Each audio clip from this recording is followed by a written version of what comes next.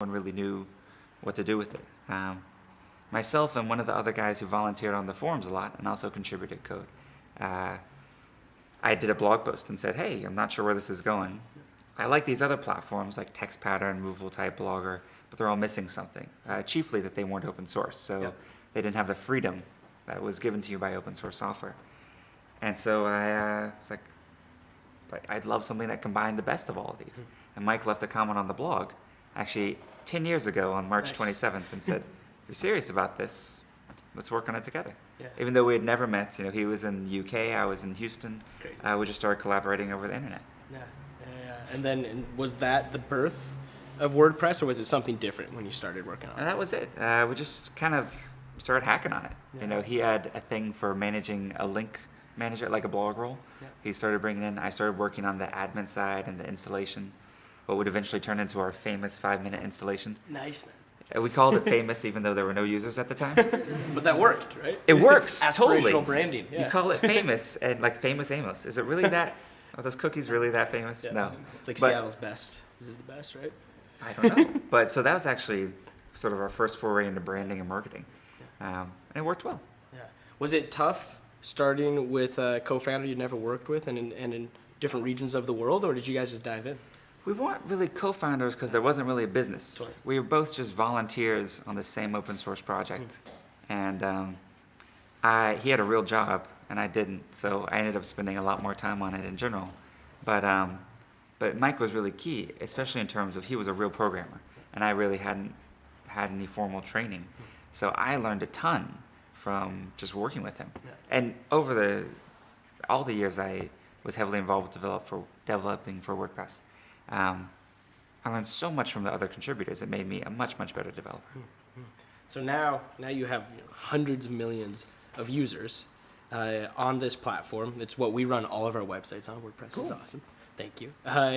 But when did you start to realize that this could become something huge? It sounds like initially it was just kind of fun, something you're passionate about. You were your own customer. When did it start to get bigger than yourself?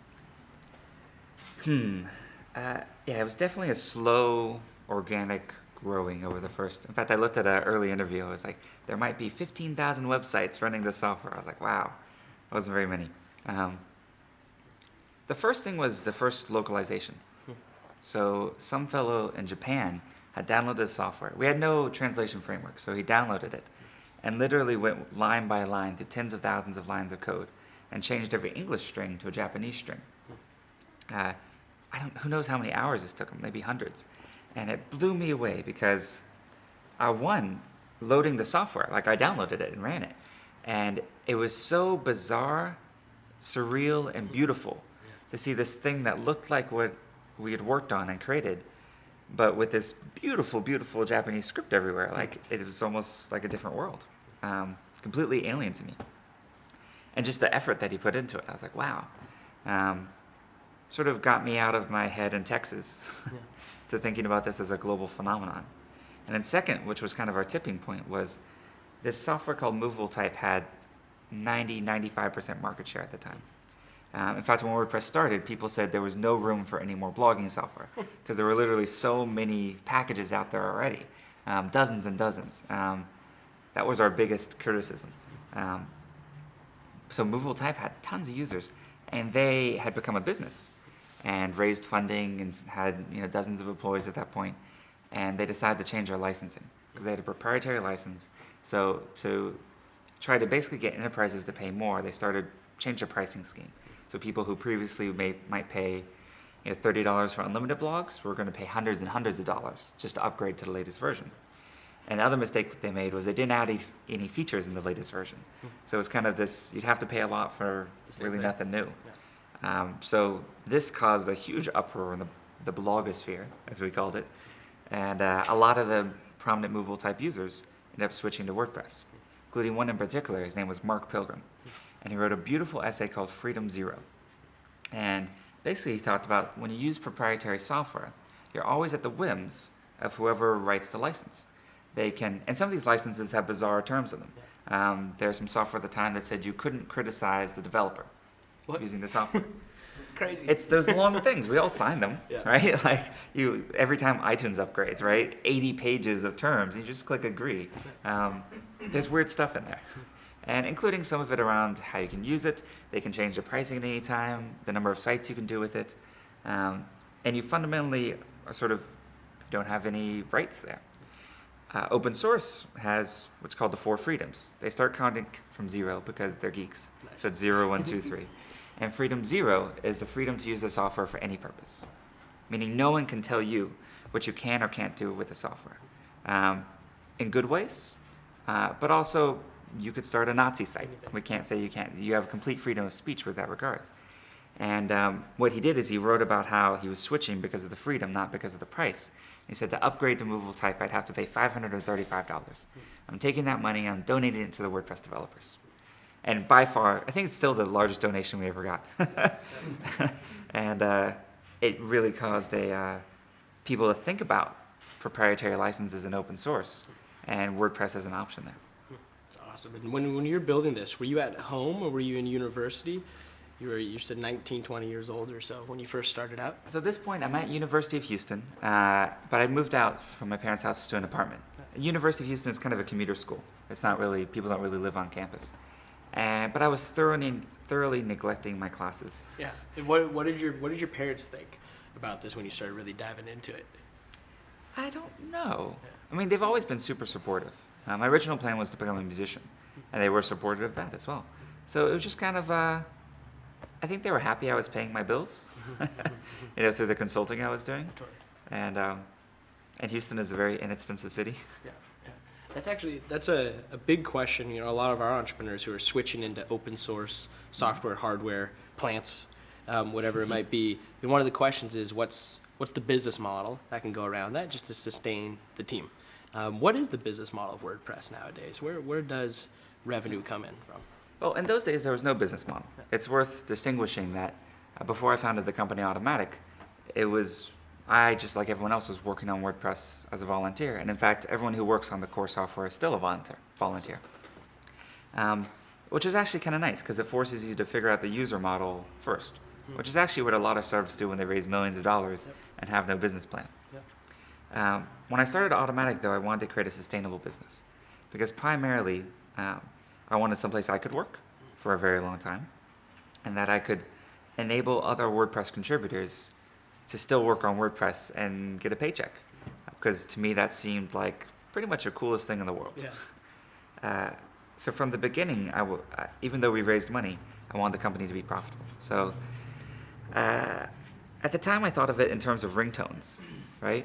So the idea that the blog would be free and free forever, but there could be add-ons that would cost money, be it a custom theme, a domain, so you have your own domain in the world, extra space, video capabilities. And actually, to this day, our business looks a lot like that original business plan. 70 or 80% of our revenue is subscriptions from just regular consumers paying $50 or $100 a year for some of these upgrades. Your team today, it's about 100 people? 150. 150 people, and they're all around the world? Yeah, so we have about 20 people in the San Francisco area, about half of which go into the headquarters about once a week. Nice. The 130 are spread to the four winds. I think it's amazing to be running a platform with so many users, with such global adoption, with 150 people who are just kind of distributed around the globe. Is that hard, and what challenges kind of come along with such a distributed team? In some ways, it feels like a huge number, because for a long time, we were kind of in the 15, 20 person range. And I feel like I was kind of artificially keeping the company that size, because it was hard for me to imagine what the company would work like when we got bigger. And remember I said I wanted to have a place that I could work. Many of the things I associated with jobs I had had in the past that I didn't like, I sort of associated with the bigness of it, with the number of people involved. I just kind of assumed that everything got crappy the more people there were. So you didn't ask it, but I'll say that was my earliest mistake as well, was kind of artificially constraining the size because thinking that growth equaled the company not being good anymore or not being fast or innovative. So when some of the initial key early hires, it was amazing to see how one person could change the business so much. Like a single person's influence, especially when you're that highly leveraged, and tens of millions of users almost per employee. One person can have a huge difference. And so that's what got me excited about being able to scale the organization. And now I can imagine us being thousands of people large and still keeping the things I like and love and cherish about the organization today. What's difficult about being distributed, all the same stuff that's difficult in an office is also hard. So getting everyone on the same page, people with an office have trouble with that as well. Communication, obviously, is extremely important. I say it's the oxygen of a distributed company. Those things are hard. Some things are a lot easier. For example, there's not really a lot of politics, and everyone kind of likes each other. Yeah. As a company, we actually get together, the whole company, once a year, and the individual teams, which are typically 5 to 10 people, 2 or 3 times a year. And we say what we save in office space costs, we blow on travel. Nice. So we let teams go wherever they want in the world. Yeah. So there's been meetups in Athens, Barcelona, Hawaii, Japan, just pretty much anywhere. And it's kind of like, even if, let's say you're in the cubicle next to me and you chew your food really loudly, and that grates me every single day, and I grow to silently loathe you. You don't have that when you're distributed. Totally. You can chew your food however you want. You can sort of design your own office that is going to be infinite. Everyone can have a corner office. There's no sort of jockeying for position or being next to the noisy ping pong table or anything like that. So it kind of takes out a lot of the normal office dynamics and just focuses on results. I don't care what people wear, whether they have shoes on or not, whether they are, what color they are, how they speak. Really the only things that are important are written communication and getting stuff done. What is the culture that you hope to see out of this team? Are there any core values that you guys work with? Yeah, we published it. We have a creed that, I don't even remember how it was written, probably in an open source way, a few years ago. And we actually put it on our employment offers. So when we send someone an offer to join the company, it's got all the legal stuff, which we actually put in a legalese tag. And then at the bottom, below all that, it has the creed, and then below that is where you sign. So just the idea that you're not just taking a job with these legal obligations, you're sort of signing up. Number one is I will always be learning. Awesome. Just the idea that almost nothing else matters. I know that we're a technology company. The technologies that we're going to be primarily using 5 years from now are not what we're using today. So it almost really doesn't matter hiring someone who has 5 years experience or 10 years experience in anything. All that matters is, are they curious? Are they always going to be sort of approaching their work as a craft, not just as a job, so always trying to make themselves better? Do they have good taste? You can't teach taste. And good work ethic. Yeah, that's it. You talked about one of the mistakes they've kind of made along the way, controlling the growth of the team, trying to keep it small. Sure. What other mistakes have you made along the way that when you look back on them, you're like, wow, should have done that one differently? So many. Often the mistakes are opportunity cost rather than something that's an actual big mistake. So the not hiring, I think, was an opportunity cost. We probably could have grown quicker earlier had I been more comfortable with running a large organization. And then the silly things, like, for example, we had subscriptions, like I mentioned before, but they didn't actually renew. So you had to come back every year and rebuy everything, which naturally has a higher attrition rate, churn rate, than if you renew it, which every company in the entire world does. It turns out every company does that because our revenue pretty much started doubling as soon as we did renewals. When I think about of all the years we didn't do renewals, I feel a little silly. And I think we're very lucky to have extremely patient investors that have allowed me to make many of my own mistakes. What would you say if an entrepreneur has a company, an idea, there's a lot of promise behind it, they're going out to raise a round. What are maybe the 2 or 3 biggest misconceptions of that process? Common mistakes I see are that the idea is important. That's actually the biggest one. Other than that, I would say there's a million little things around terms. But luckily, there's sites like Venture Hacks now that just have such incredible information around all the standard documents. And documents have become more standard. People do convertible notes instead of investment. Everything is just like, I would say, 100 times easier and simpler than it was even 7 or 8 years ago when Automatic started. Typically, the funding environment has changed, though. Even though the terms are better than ever, investors have higher expectations for traction coming in. So, we had a lot of traction when we raised our first round, which was $1 million, 1.1 actually. Because there were already hundreds of thousands of users of WordPress. Even though I was 19, 20, I already kind of proved myself at this sort of thing. And so there was less market or product risk. Today, it's kind of standard to have 50 or 100,000 users before you even raise your seed round. Where before you would have raised $1 million and then built it. So I think the dynamics have just shifted, partly because the cost have come down and the ease of distribution, thanks to social networks and mobile apps, is you can grow a lot quicker, a lot faster for the amount of money that you can put on your credit card versus having to raise venture rounds. The other main misconception is that people think that investors are in it forever, I guess. And investors have timelines just like anyone else. And in fact, many VC funds, they have a vintage, meaning if it started in, let's say, 2000s, they might have a 7 or 10 years to return the money to their investors, possibly with a 3-year extension. So if you raised money, and you could have raised money in 2004, but if they invested you in that 2000 fund, around 2013, the clock is ticking. They are forced to give their money back to investors. They're investors, they are limited partners. People a lot of times say that taking an investor is like getting married. Not really, though. It's more like having a kid with someone, to be honest. Yeah. It's a lot more intimate because you're kind of stuck together for, call it 18 years.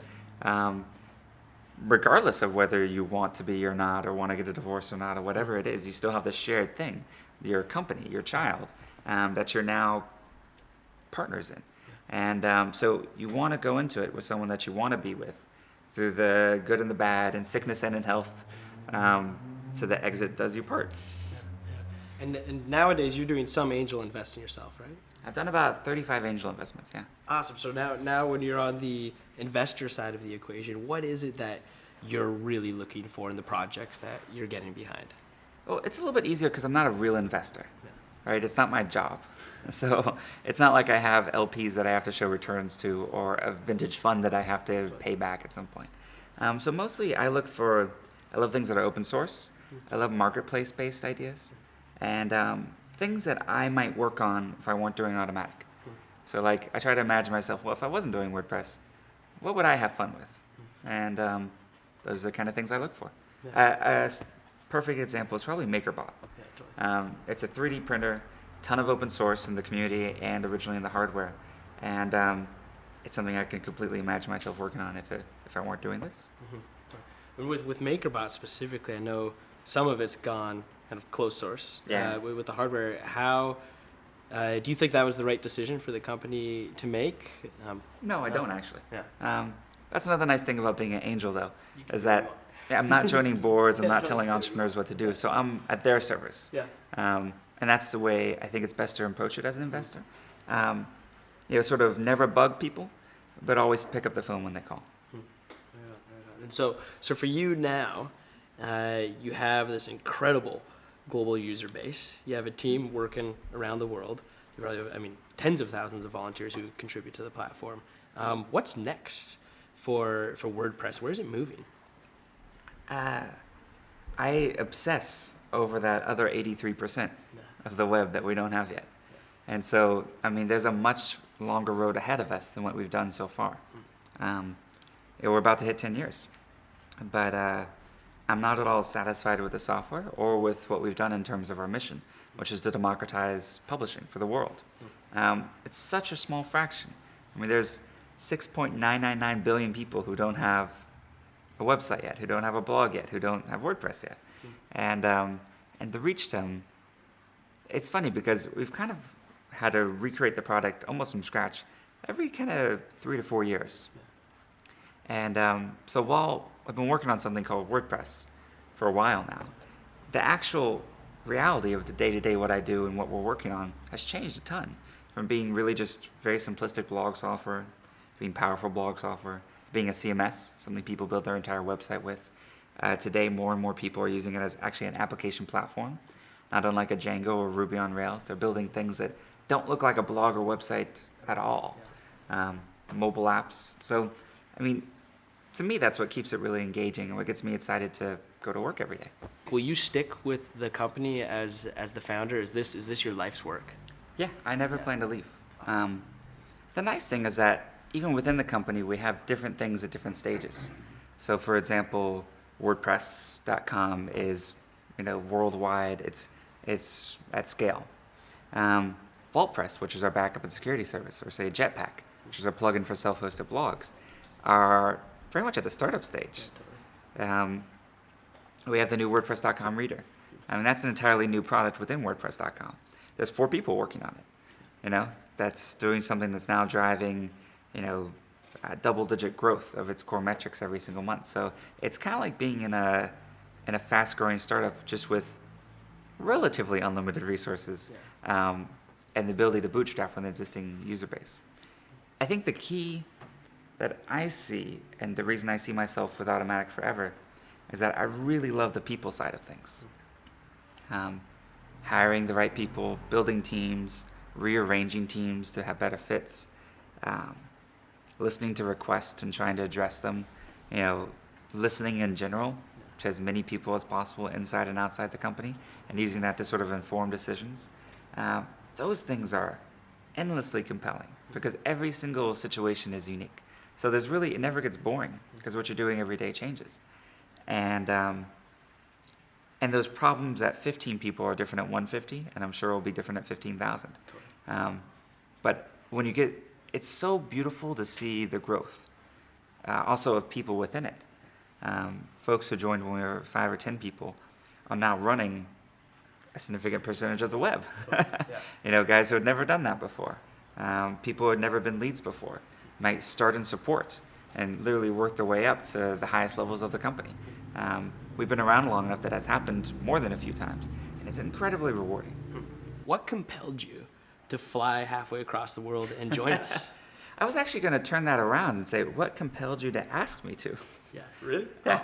I think that, for me personally, you're somebody I really look up to as an entrepreneur. I think you lean in with your values first, and to see that be really successful is something I think we can all learn from. Cool, thank you. I came out because it seemed really crazy, and you guys have not disappointed. So, the curse of, I would say, a distributed company is I've actually been very busy on this trip. Because you can't really stop working just because you're out of the office. The office is wherever you have a laptop and internet. And if the internet's not good, it's a little frustrating. I racked up about, I think, $75 in tethering charges yesterday, and because the internet was down on the ship for a couple of hours. And I was like, very quickly, and they send you a text message every $25. I'm like, this is getting pricey. And I was just doing like lightweight stuff. I wasn't even like streaming Hulu or something. So that's what's great for me, is that part of the reason I designed the company to be like this is to afford the flexibility to be from anywhere. And the global aspect of Unreasonable at Sea excited me. Both the idea, it's also cool that you can go different places and maybe have businesses and contacts in these different countries. But also just the idea that you can do the work while on a freaking boat going around the world seems like a huge challenge, but constraints breed creativity. I know that when I've been in situations where I'm a little more offline, it's actually fantastic for the team because they step up. There was a WordPress meetup last night I went to, which was a lot of fun. So I got to meet a lot of the local Cape Town WordPress community. I had a miss. WordPress.com, obviously our largest thing, doesn't have a general manager or anything. What there is there's basically 5 main teams that work on it. And every 2 weeks, the 5 teams get together in a Google Hangout. Nice. And it's funny, we actually had no meetups in the company before Google Hangout existed. Once we used it, I was like, oh, this thing's actually pretty cool. Let's have some meetings. So every 2 weeks, this group gets together, and kind of checks in, talks about the plan, make sure we're all on the same page, and if there's any way the team can help each other.